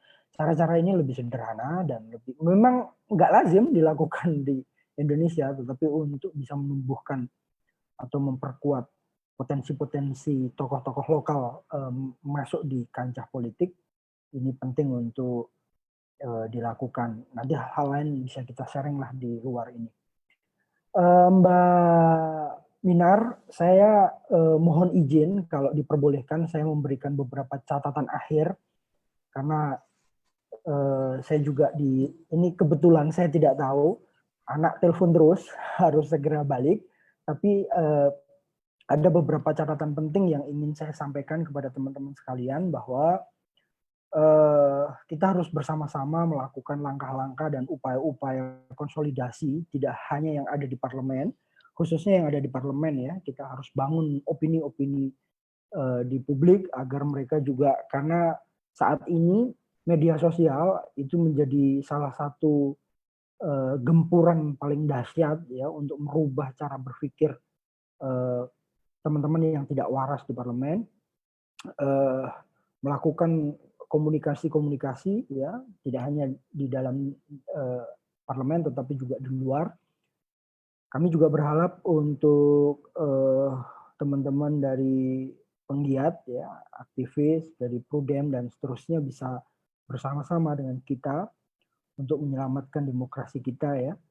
Demokrasi ala Indonesia, demokrasi yang mengakomodir semua kepentingan, semua elemen, semua pihak, dan mendorong presiden untuk menyuarakan bahwa ini menjadi menjadi legacy atau jejak politik yang baik untuk bangsa dan negara tercinta.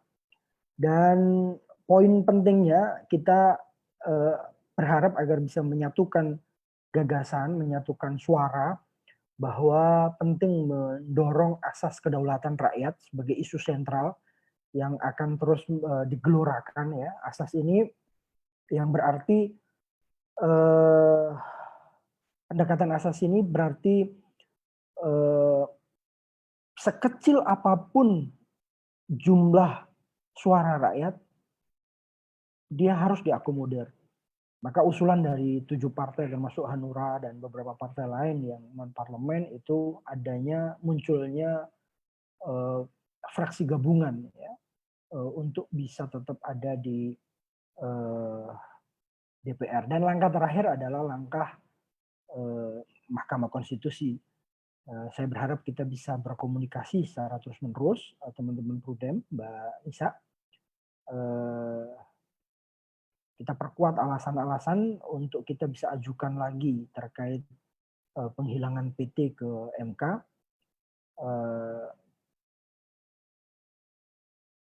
Walaupun memang kita belum tahu ya, kita pelajari lebih dalam tentang itu dan ya kita harus satu suara lah untuk menyampaikan penolakan terhadap parliamentary threshold. Semoga RUU ini juga kita tidak perlu bahas-bahas terus gitu ya. Kalaupun dibahas, ya kepentingan kita yang semoga bisa diakomodir. Walaupun itu berat sih kalau kita lihat petanya ya. Mereka tetap tidak mau ada kekuatan-kekuatan baru sekecil apapun masuk. Dan ini yang mendorong kita terus lebih baik nggak perlu dibahas, kita terima 4%. Kalau ini jalan memang bukan menyerah, tetapi itu jalan terakhirnya, karena energi kita akan terkuras jika kita terus berpikir, berpendapat, dan merevisi undang-undang setiap 5 tahun sekali. Kondisi pandemi begini menurut kami cukup sulit, tetapi langkah-langkah apapun yang memang disepakati bersama, diskusi bersama dan kesepakatan bersama itu menjadi langkah yang kita akan ambil bersama, kita perjuangkan bersama, dan kita lawan segala bentuk pengkerdilan ini, Mbak Minaria. Saya mohon izin Mbak Minar, Bang Rudi, Mbak Nisa, dan Mas Warhan, karena ini anak, saya susah tinggal kalau sudah anak nih. Ya. Saya minta maaf Mbak Nisa, semoga kita bisa komunikasi lagi. Siap Pak. Ya baik, insya Allah.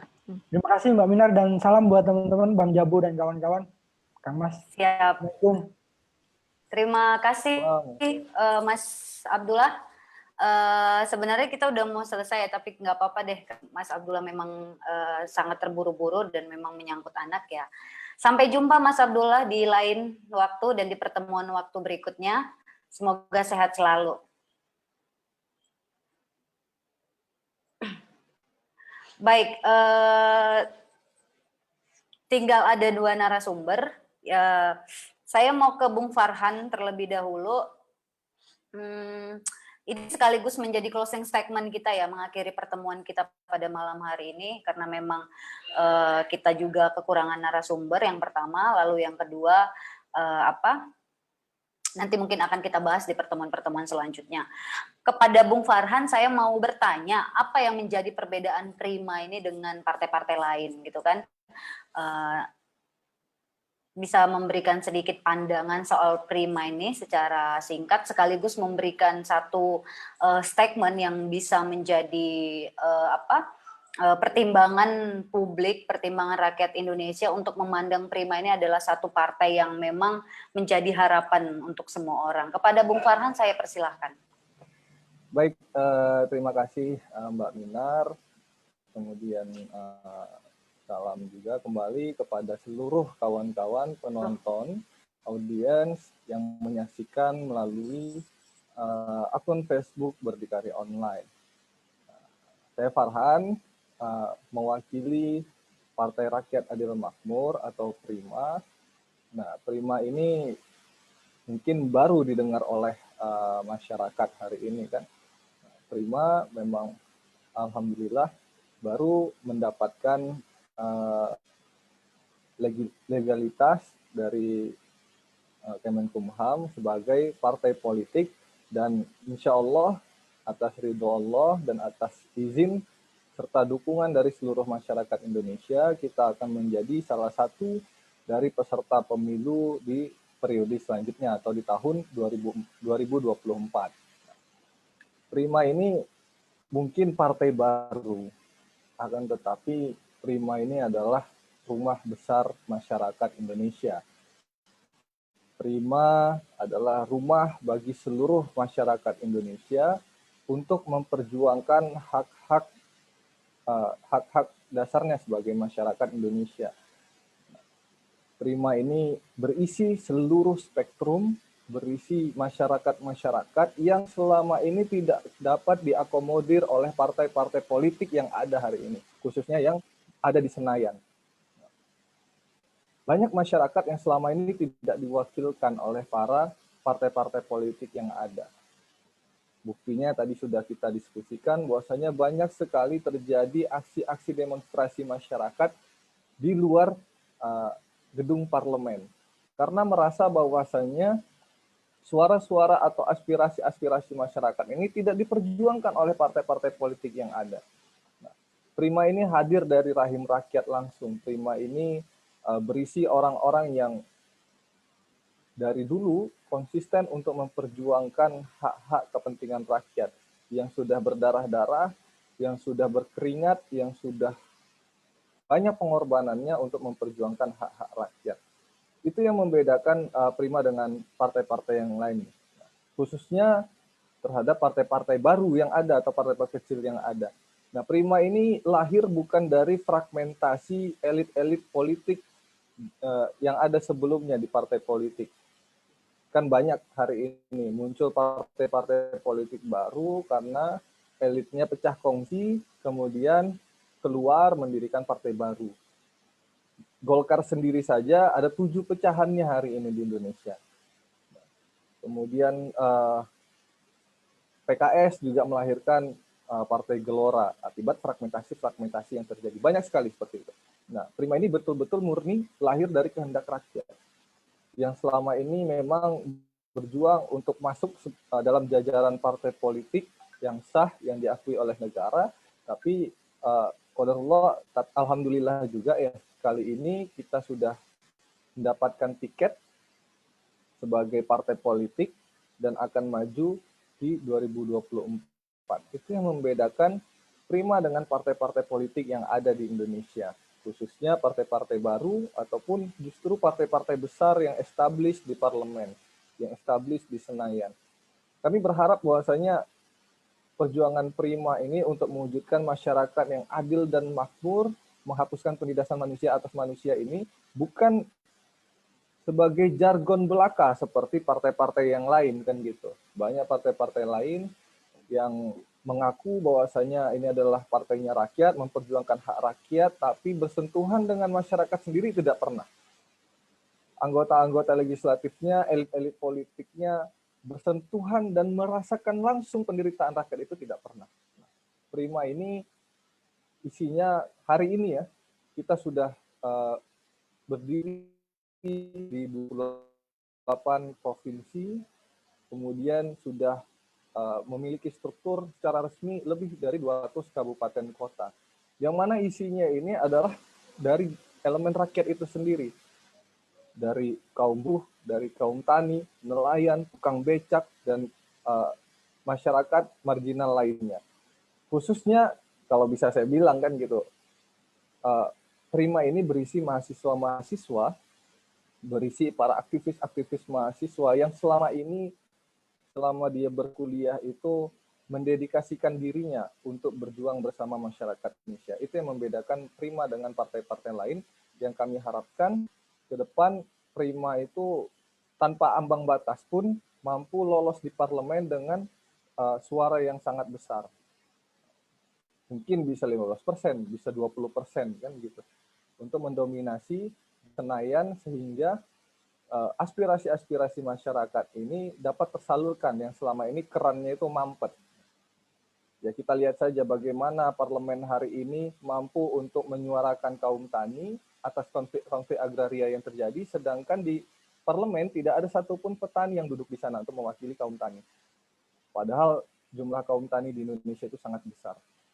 Kemudian kami juga mendorong bahwasanya ke depan ini kan di tahun 2019 saja itu jumlah pemilih pemula itu ada 50,4%, sekitar segitu. Ternyata yang duduk di parlemen hanya sekitar 57 orang, 50-an orang. Ini sangat kecil. Bagaimana ceritanya yang diurusi adalah anak muda, masyarakat ini secara demografi ke depan adalah didominasi oleh kaum muda, milenial dan generasi Z, akan tetapi yang duduk di parlemen untuk mengatur kebijakan adalah orang-orang tua. Nah, ini kan rancu jadinya, ini tidak sinkron. Maka ke depan kita mendorong di parlemen itu harus juga diisi perwakilan kaum muda yang cukup besar, tapi bukan secara kuantitas, secara kualitatif, secara kualitas juga harus progresif, harus jauh lebih baik dari yang sebelum-sebelumnya. Anak-anak muda yang ada di Prima bukanlah anak-anak muda yang berasal dari privilege orang tuanya sebagai elit-elit politik, atau privilege orang tuanya sebagai pebisnis, cukong, dan sebagainya. Anak muda yang hadir di Prima benar-benar murni dari rakyat, kaum-kaum pemuda desa, kemudian kaum-kaum muda intelektual, yang mana walaupun dia intelektual, tapi sering bersentuhan dengan masyarakat, sering merasakan bagaimana penderitaan rakyat. Inilah yang akan diperjuangkan Prima ke depannya. Prima adalah alat politiknya rakyat, bukan alat politiknya oligarki. Jadi gunakanlah Prima ini dengan sebaik-baiknya untuk bagaimana memperjuangkan hak-hak rakyat yang selama ini hilang atau dilupakan oleh partai-partai politik yang established di parlemen. Mungkin itu Mbak Dinar. Kemudian terkait ambang batas ini, saya ingin nyatakan kembali bahwasanya perjuangan untuk menolak ambang batas ini bukan merupakan perjuangan partai-partai politik baru atau partai-partai politik kecil. Akan tetapi ini adalah perjuangannya rakyat. Kita bisa saksikan bahwasanya Perludem bukan partai politik, tapi Perludem itu menjadi bagian entitas dari masyarakat untuk memperjuangkan penolakan ambang batas. Ini menjadi bukti bahwasanya ini adalah kehendak rakyat.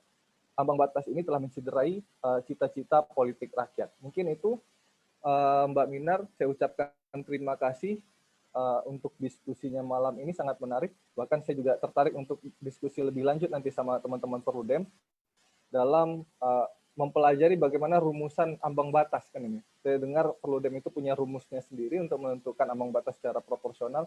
Mungkin di lain waktu kita bisa diskusi. Kami perlu belajar juga bagaimana menolak tapi lebih argumentatif. Nah, seperti itu. Terima kasih kawan-kawan semua. Assalamualaikum warahmatullahi wabarakatuh. Terima kasih Bung Farhan. Tadi ada penjelasan ya, apa yang membedakan Prima ini dengan partai-partai lain. Tadi saya menangkap ada poin bahwa Prima ini lahir dari aspirasi rakyat, bahwa Prima ini lahir dari keinginan rakyat untuk punya satu alat politik yang bisa membawa agenda kesejahteraan politik rakyat ya. Lalu hal yang menarik lagi yang saya tangkap apa yang disampaikan oleh Bung Farhan tadi, bahwa dan saya juga mengatakan bahwa ini adalah saya kutip sebagai statement dari Prima sendiri, dari juru bicara Prima sendiri, bahwa Prima adalah alat politik rakyat dan bukan alat politik oligarki, gitu kan? Oke. Mungkin saya ke Mbak Nisa. Bisa memberikan closing statement kita pada malam hari ini agar bisa menjadi catatan penting buat teman-teman yang sedang menyaksikan dimanapun mereka sedang berada, agar kemudian apa yang menjadi pembahasan kita malam ini bisa menjadi satu catatan yang penting yang bisa kita ingat ataupun bisa kita perjuangkan di lain waktu, dan mengantisipasi juga dampak dan buruknya dari kebijakan parliamentary threshold ini.